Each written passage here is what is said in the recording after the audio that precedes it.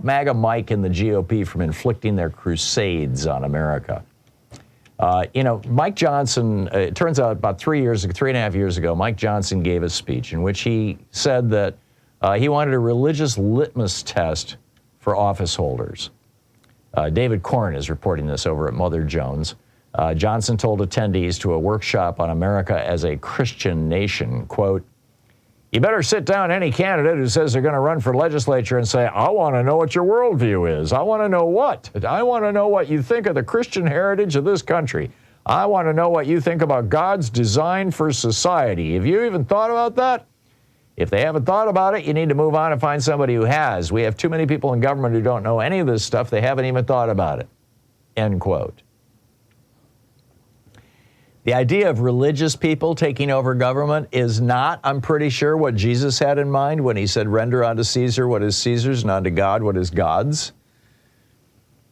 But, Johnson goes on to clarify the phoniness of his embrace of Jesus when you consider his very anti-Christ-like positions on, for example, despoiling our planet. He's a climate change denial person. He had tax cuts for billionaires.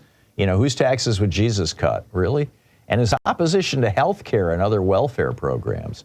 I point out in the article, and I'm not going to go through the whole thing again with you because I say it so often on this program, but there is literally only one place in the Bible where Jesus tells his disciples what they have to do to get into heaven.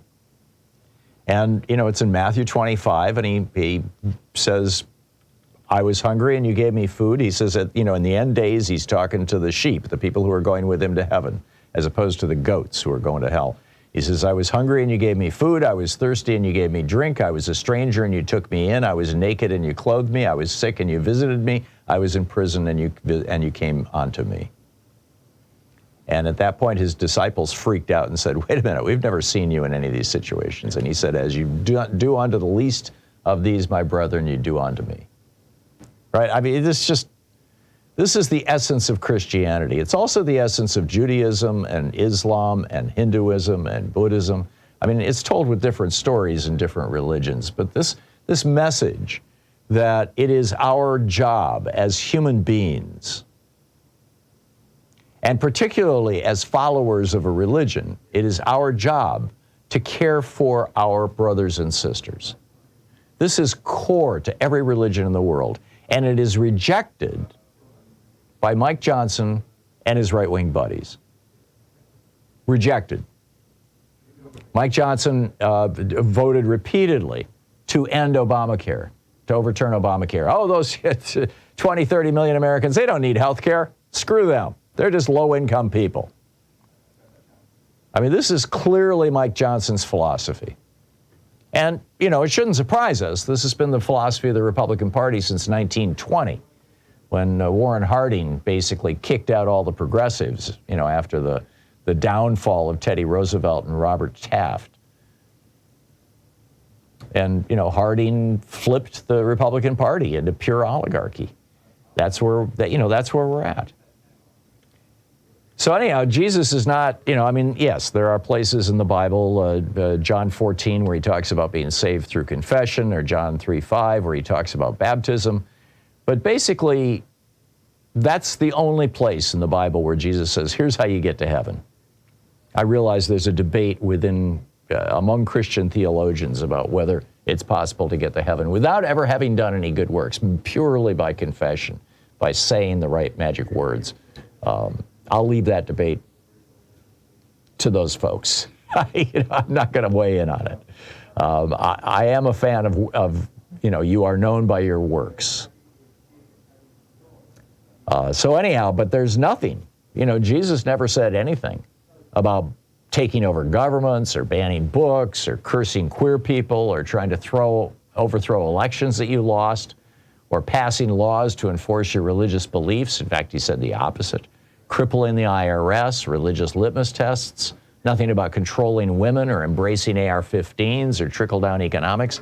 None of that stuff came out of the mouth of Jesus. But now we've got these fake Christians running around saying, we know what Christianity is.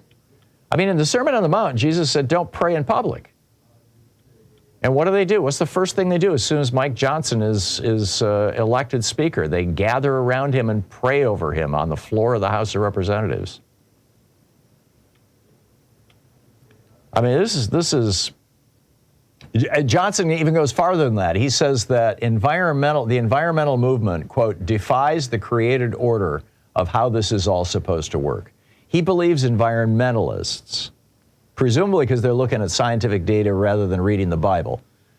Johnson apparently believes the universe is 6,000 years old and all that kind of stuff. Noah's Ark held dinosaurs.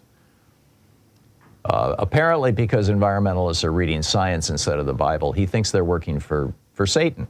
He says, when you take God out of the equation and you remove absolute truths, you got to make all this stuff up.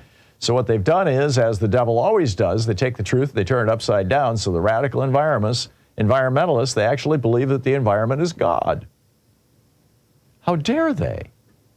See the sacred in nature? Frankly, that's another part of most religions.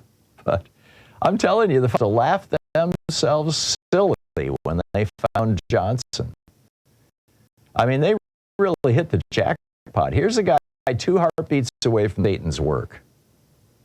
It doesn't get weirder than that.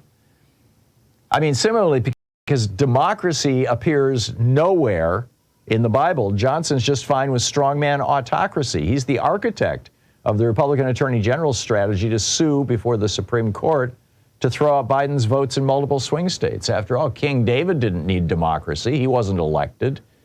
Why should King Donald have to be elected? You know, religion has persisted throughout human history because we are all wired to experience awe, A-W-E, awe. Some find the presence of the divine when they're looking at the stars at night. That's a big one for me. Some find it in childbirth and child rearing. Some find it in prayer and meditation. But whether religious or secular, this ability to stand dumbstruck and in awe before the grandeur of creation is a universal human trait, which is exactly why it's so disgusting and destructive when cynical hypocrites like Mike Johnson exploit sincere people's faith just to acquire and hold political power or to serve great wealth. As Jesus might say, Mike, get in the back of the line with the rest of the goats.